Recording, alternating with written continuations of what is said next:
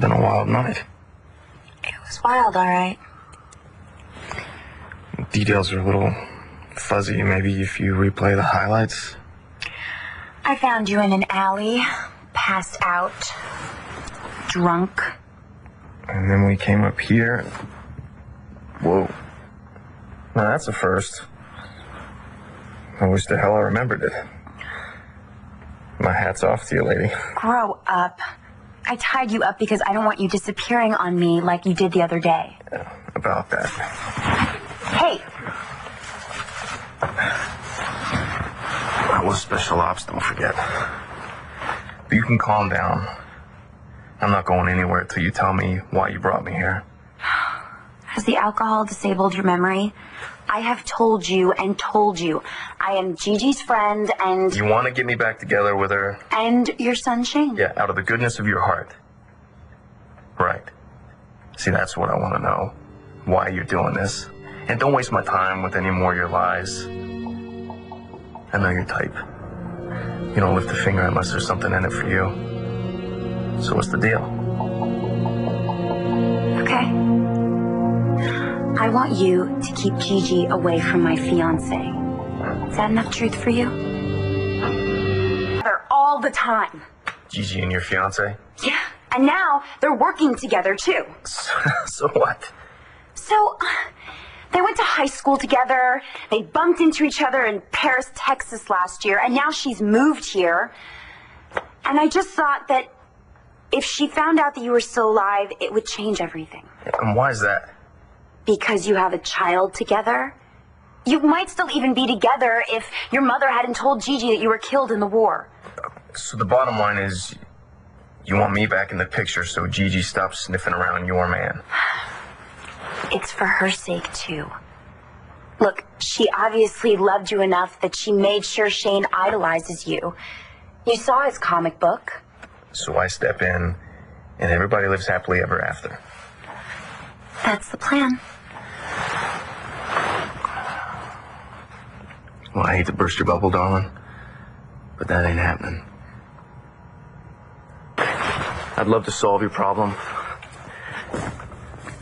Well, I don't want a wife and kid. I know it would be a big change from the way you live now, that's for sure, but aren't you a little tired of Margaritaville? Don't you want to wake up in the morning and actually remember the night before? Sounds pretty boring. Look, I'm sure you and Gigi could work it out, and Shane is a great kid. I'm sure he is. Is there another woman? Several. And they're all counting on me. Brody, you're a father, okay? You can't just walk away from that. You don't know what you're talking about, okay? I'm no father. Not yet, but you know, you go to your first Little League game. The kid's not mine. What? The kid's not mine. His father's some guy named Balsam. Rex Balsam. I knew she was up to something. Coming to Landview all the way from Paris, Texas. And I asked her point blank if that was Rex's kid, and she said no. Are you sure you're not his father? She was already pregnant when I met her. I like unwed mothers. They're grateful. So you weren't even seriously involved? Oh, we were involved. We even lived together for a while. Of course, I knew I was shipping out. Well, why does Shane think you're his father? It must have been what Gigi told him. But why would she do that? I guess it's easier to say that Daddy was killed in the war than that he took off. Why would she lie to Rex? He's engaged to a knockout? Rex would have done right by Shane. It doesn't make any sense. Oh, I see. You expect it to make sense. You're right. It doesn't matter. What's important is that she can't take it back. Shane believes you're his father. He worships the idea of you. What are you talking about? Shane's daddy is coming home.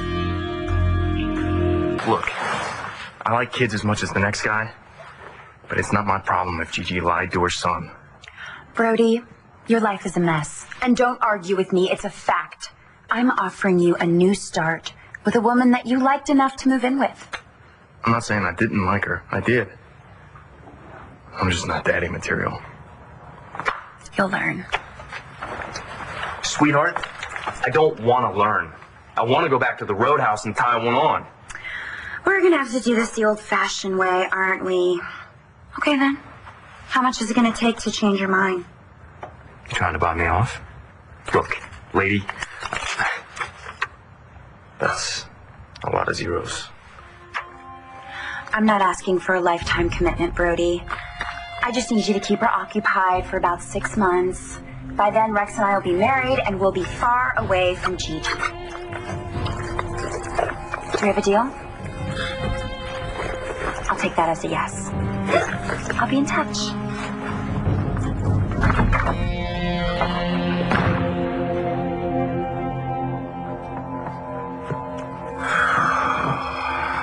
Happily ever after.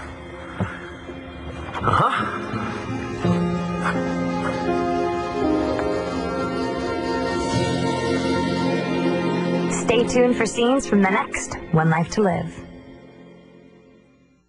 On the next One Life to Live. The real disaster will be if they find out David Vickers really is. Tomorrow you are marrying the woman you love, aren't you? I just hope we can find them before Todd does. Dad? Star. Watch weekdays on ABC, weeknights on SoapNet.